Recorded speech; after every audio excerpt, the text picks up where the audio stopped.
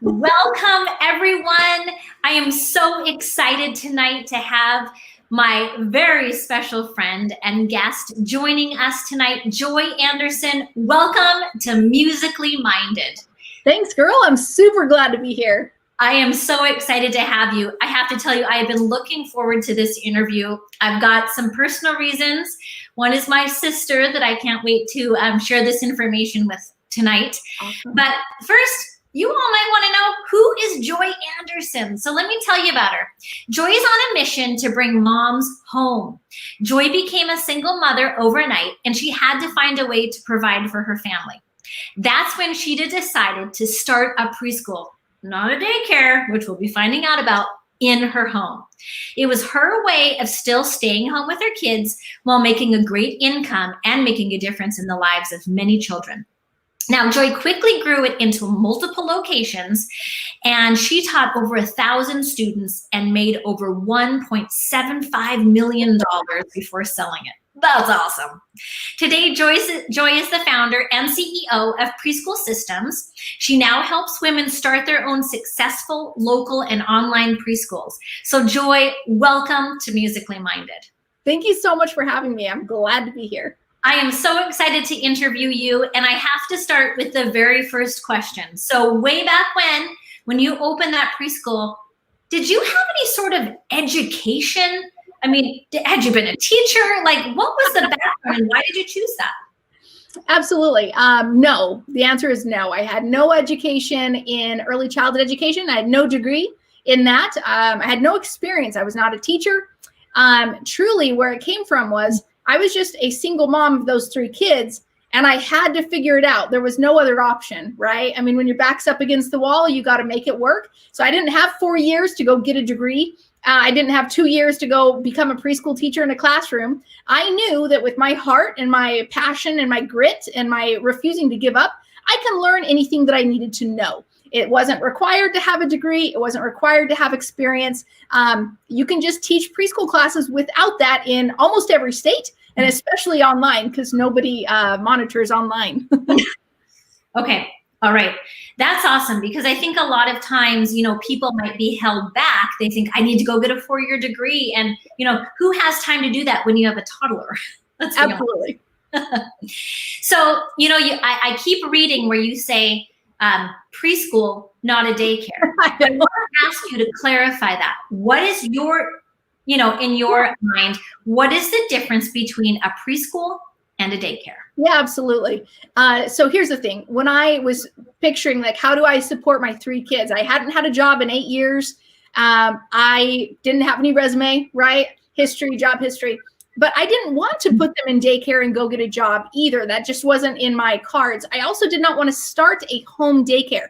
But if I wanted to stay home with my kids and make a full-time income, every person on the planet who is probably female would tell me, oh, go start a home daycare, right? Like your sisters, your friends. That's a common language between us. But I knew that would be the response. I didn't want to do that, right? 12 long hour days. That's what home daycares are. You're in there from 6 a.m. to 6 p.m., 7 a.m. to 7, and taking care of people's children so they can go work. So you got all ages. You got the babies, the diapers, all the way to school age.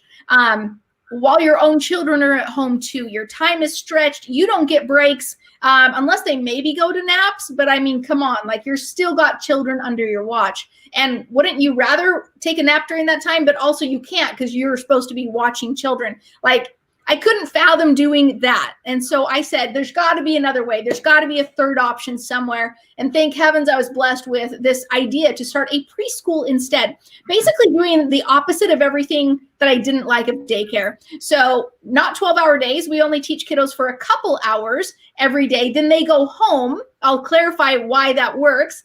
And also, not all ages, just ages 3 to 5 that we teach to help them have fun, get ready for kindergarten, and make friends. And so we're not serving the audience that needs their children to be watched while they go work. I mean, that doesn't make any sense. Like, why would I take them to daycare and then and then I have to leave work to go take them to your preschool and take them back? Of course that doesn't work. We're not serving them, right? Let daycare take care of them.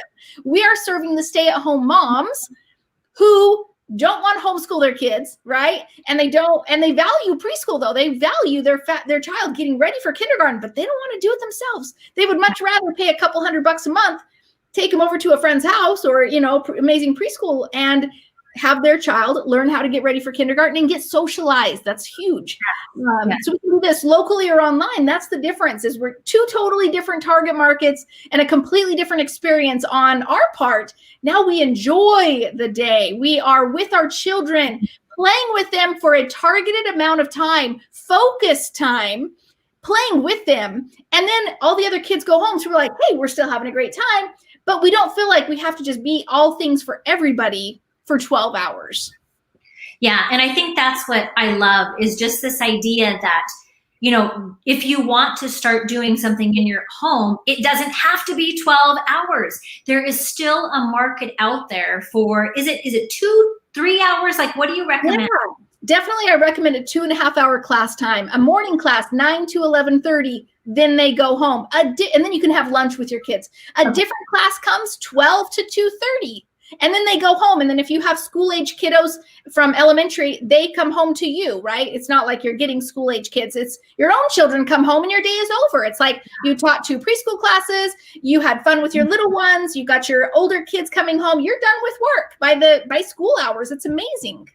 And so I think that, you found that niche that maybe some people's limiting beliefs may believe isn't there.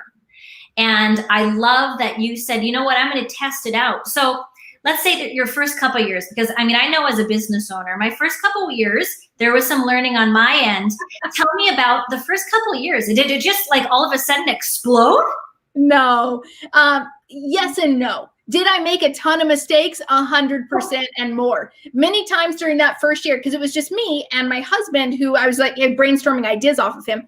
I got remarried, by the way, during that first year of preschool. And so just brainstorming ideas, but it really was just me and figuring this out on my own. So I made a ton of mistakes. I felt like there were multiple times that year that my preschool could totally get shut down because I screwed up. I was stupid.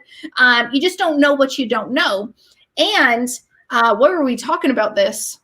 Oh, did it blow up? It didn't. But as far as growing, we grew quickly because I refused to give up. And I also learned from my mistakes quickly. And so I just kept, I'll do better. I'll get better. And then we had 24 students the first year. We had 48 the next year. We had 96 the next year. So we did keep doubling. Eventually we ended about 120, 150. But yeah, it did get a little bit crazy there after about year 2. We had to get another building. So, but it's because you're going to make mistakes, but you just can't let them stop you. That's the key. Question. What do you remember? Give me an example of a couple mistakes now that, you look back and you're like, oh my gosh, I can't believe I did that. What are some newbie mistakes? Oh no, these are embarrassing, girl. Hey, it'll probably happen to those, so it'll be fun to hear how you got out of them. Shoot. Well, I'm trying to think of the non-embarrassing ones, actually. So let's maybe not think about embarrassing mistakes. Let's talk about typical things that people. So I got enough of those. Let's talk about typical things that people might screw up. Okay, here's some good ones that they'll probably make a mistake if they don't do it correctly. So for instance, a lot of people will just start the process and they won't get their things in the right order. So they don't get so there's things like DBAs, EINs, LLCs, and they don't know what they mean. They're all these acronyms and they just start their preschool and they're like, well, I don't know what I need. So I don't know. Anyways, and then tax time comes and they're like, whoops. So the process is this, friends. This is the exact, I'll walk you through the fast little process here. The very first step, is you go register your business name. You get your DBA, register your name. Once you have that, you decide, are you going to be an LLC, LLC just means that you're protected, your business, if somebody sues you. Your family and business are 2 separate things, so that way they can sue the business and it stops. You protect your family assets. Or if you don't have an LLC, you're a sole proprietor. And unfortunately, everything is together, so they can take your farm, they can take your house, everything. Make that decision where you're going to go. I'd suggest LLC. Then you go get your EIN. It's an employer identification number from IRS. It's free. Go grab that. Then you get your bank account. And after the bank account, then guess what? you're off to the races. Now you can start your business. That is the process that most people get like tripped up, do the wrong stuff, and it takes more time than it truly needs to because they're waiting for something when they're like, oh, shoot, I can see why we should have done it differently. Yeah. And I think, even as a business owner, for me, I think it's been like 18 years, and I think back that I showed up to teach music, but I spend a lot of time doing the business stuff. And I think that's important to also recognize. Yeah. How much did you feel like you were actually, teaching in the classroom versus doing the business stuff? The good thing is the way the preschool is set up, it's very minimal business stuff when you have somebody teaching you the important things to do. If you're doing it all on your own, you're learning along the way, and that research phase is exhausting, okay? So you just go follow the person who's already done it, and it's like, oh, cool, I just finished that in like 3 days, where it would have taken me 2 months to go figure it out and still screw it up. So that truly shortcuts the process. But when you're teaching, you truly are just teaching your preschool classes. You're getting your tuition in the bank account, and you're doing taxes at the end of the year, and then you're just deducting your income from your expenses from your income. There's not too much business side of it, except for, I would say, marketing, as we know. Yes, and I do want to ask about marketing, but before I do, you talked about tuition. How do you decide what you should charge somebody? Absolutely. So with tuition, if it's local, it's going to depend on what area you're in. So if you're in Idaho, it's going to be different than California, than New York, etc. But truly what you do, very quick layman's terms, go find your surrounding preschools that are in your area. Because I don't care what California charges if I'm living in Idaho. Find the surrounding preschools. And what I want you to do is get the rates that they have. But then they're going to be different. This one does 4 hours. This does 2 hours. This does, 3. What do? You take the total, you divide it by the hours that they're there for the month. So if they're there for, I'm not going to do the whole math, but basically how many hours are they for the month? You take your tuition, divide it by how many hours they're there for the month. That's your hourly rate. Now what you do, secret sauce, you take that hourly rate and you times it by how many hours you want to be open during the month for that class. That's your tuition. Okay. And you find an average. Take some numbers, but you'll figure it out. Okay, that's a perfect formula. Hey, I want to bring on a question from one of our teachers. She says, Joy, I've been a special education teacher for over 25 years, teaching preschool disabilities for 12 plus. Awesome, Brenda. Looking to retire soon. What should be my focus in preparing to start up? Okay. When I saw focus, I was like, oh, girl, your focus of your preschool can be helping to have every child have all the skills that they need, that even the special education children need also. These things that they could have would be so beneficial, not just for children in with special needs, but neurotypical children, anyone with typical development, things like that, that would just if everybody just had this, right? Anyways, but I digress. What is your focus in preparing to start up? I think truly you got to plug into a system. I could tell you all the strategies and I could let you go, but this between your ears right here will stop you every single time. And it doesn't matter how many tasks I tell somebody to do. It's the person doing the task. If I don't support them, it's failed from the beginning. So truly plug into a community that can support you. We're happy to help. We have a free Facebook group. We're welcome to have you over there, and we can definitely support you over there. But the focus in preparing to start up, we have a 7-day free challenge. So what is my very first thing? Okay, the very first thing I'll tell you, your very first step, get clear on your why. Why do you need to do this? Because that's going to give you the motivation and the strength when times get tough. Yes. Brenda, yes. I cannot agree with you more, Joy. The why is what gets you through when pandemics come. The why is what gets you through when you lose a child who isn't going to attend your preschool anymore for any given reason, and it could be outside of anything that you did. Always go back to that why. Yes. I love that. So you mentioned your group, your Facebook group. I want to pop that into the comments. How do people get there? What's it called? Yeah, absolutely. And I don't know that I can type a comment. I don't think I can. Okay. Anyways, but in fact, okay, it's just a long thing. Facebook.com /groups/ preschool system. So no S on the end, just preschool system. There you go. Yeah, that's my group. All right, so there we go. So head over to that group once it rolls up there, and you can check that out. So my sister is teaching in public school. So as a public educator, she does well. So trying to decide if she can make that decision to move over into the preschool world will be a financial decision, in the end. What could she expect to make on her own if she didn't have also an assistant teacher? I know that all states are different, maybe in amount of kids you can have. Yeah. How many kids do you really want to have so you don't go crazy? And how much could she make? Yeah, absolutely. And it's going to vary depending on your area and how many classes you do. If you're doing local, I would say $2,000 to $6,000 a month is very common. If you're doing online, anywhere from $1,000 to $3,000 a month is very common. Let me give you my strategy for your sister, though, because elementary school teachers, they are amazing preschool owners. They're about 25% of the people who start preschools are elementary school teachers. They have the passion for teaching, but they also have that drive that they need to stay home with their kids, right? They want to. And so they have this pull. And truly, until the pain gets more difficult, where she's like, the pain of the not having finances versus the pain of like a difficult profession right now during COVID, until that pain oversees the financial pain of not having that money, we're not going to see much of a change unless there's one possibility where we can keep the finances straight and we can build a business on the side. And that's with online preschool. And I'll tell you, if she comes in with a degree and creating a beautifully niched preschool, which we can teach her how to do, she can do that on the weekends. She can do that in the nights. She does not have to do that during her day hours. And the school district has nothing to do about it. Like, they cannot control her time away when she is at home. So she can build this business on the side. Absolutely, people will go register for someone with an elementary school background. Absolutely. She knows how to get kids prepared for kindergarten.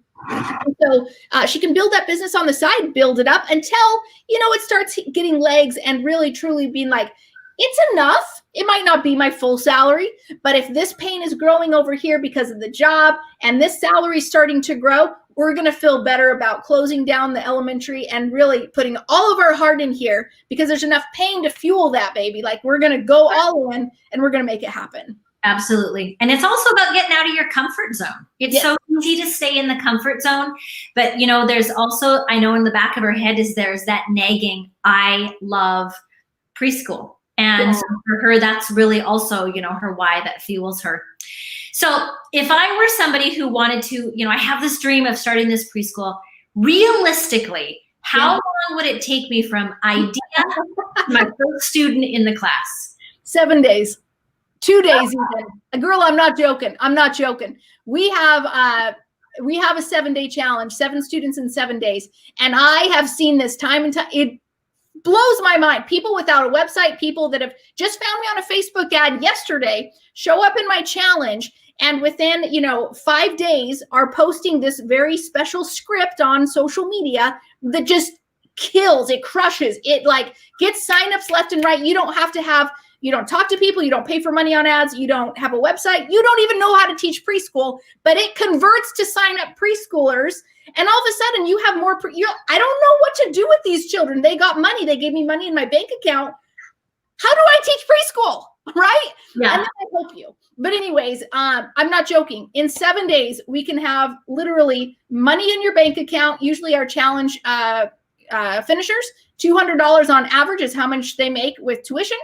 Like, let's get you your first class and I will teach you how to teach preschool. I will teach you how to set up a business. You don't have to start preschool in 7 days, but you can have your first student signed up and then we can get your preschool started in maybe 2 weeks later or 4 weeks or whatever. But it can be a very quick process if you do the steps.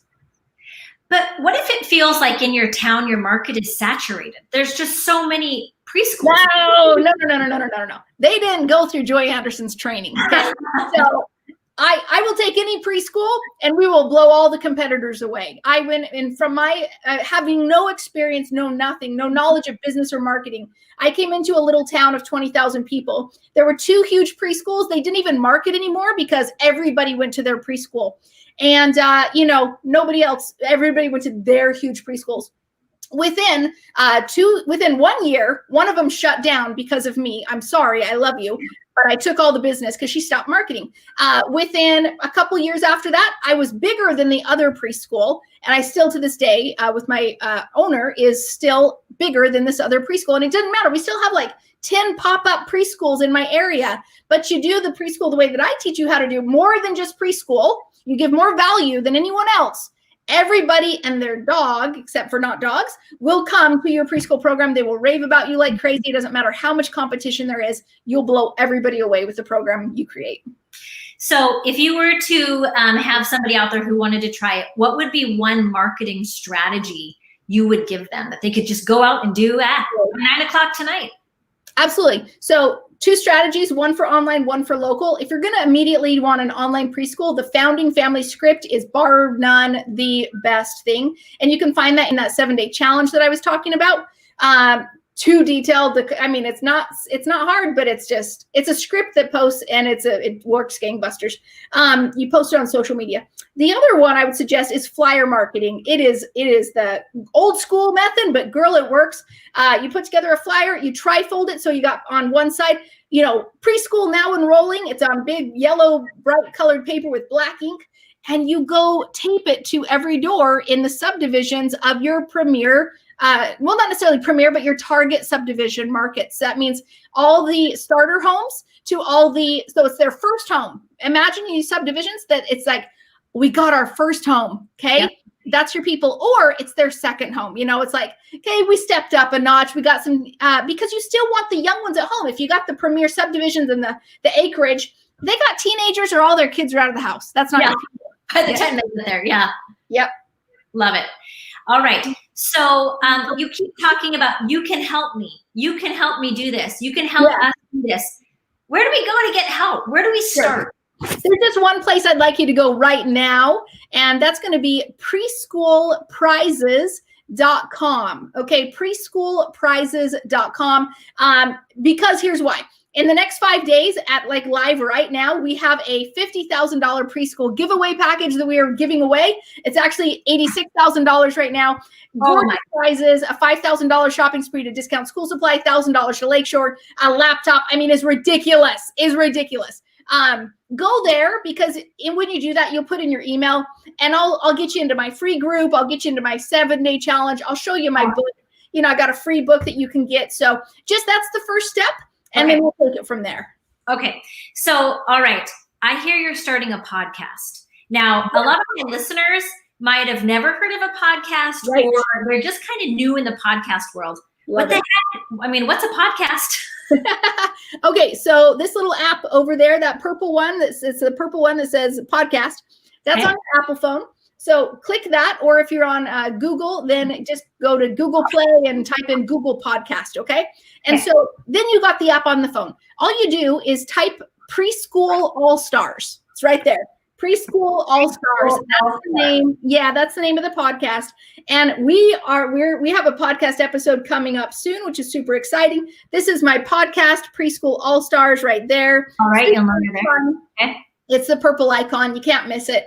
And anyways, it's really fun. That's where you're going to be able to interact, to listen to some amazing guest speakers, hear stories from women who've started their preschools, and just truly just keep the dream alive, right? Yeah. We all need to keep the dream alive. Yeah, exactly.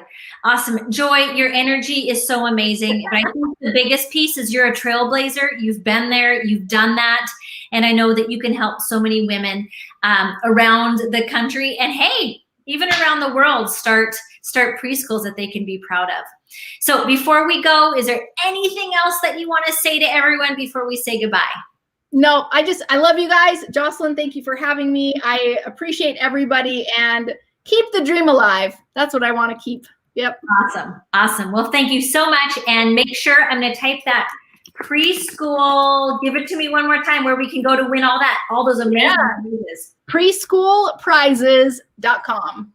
Preschoolprizes.com. Go in there, get signed up, you guys. These are amazing prizes, and everyone is so excited to get out there. So Joy, again, thank you for being a guest today on our official YouTube, Facebook, blah, blah, blah, and have a wonderful night. And thank you everyone for joining us. Awesome. Thank you again.